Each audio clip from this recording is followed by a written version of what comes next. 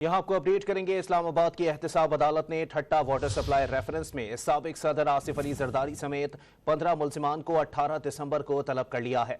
मजीद जानते हैं don news के नुमाइंदे उमर बढ़नी से। जी उमर, अपडेट कीजिएगा। देखें, एहतसाब अदालत के जज मोहम्मद बशीर ने ठट्टा वाटर सप्लाई रेफरेंस की समाअत की। दौरान समाअत अदालत की जानिब से साबिक सदर आसिफ अली जरदारी और दीगर मुल्जिमान को नोटिस जारी करते हुए 18 दिसंबर को जाती हैसियत में अदालत में तलब कर लिया। इसके अलावा जो दीगर मुल्जिमान थे वो भी इस रेफरेंस में शामिल हैं जिनको तलब किया गया है।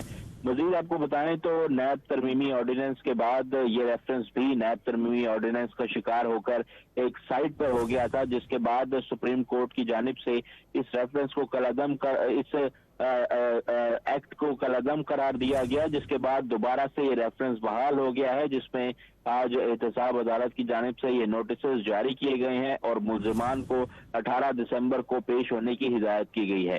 जी बहुत शुक्रिया उमर मेहताब बढ़नी अपडेट करने के लिए।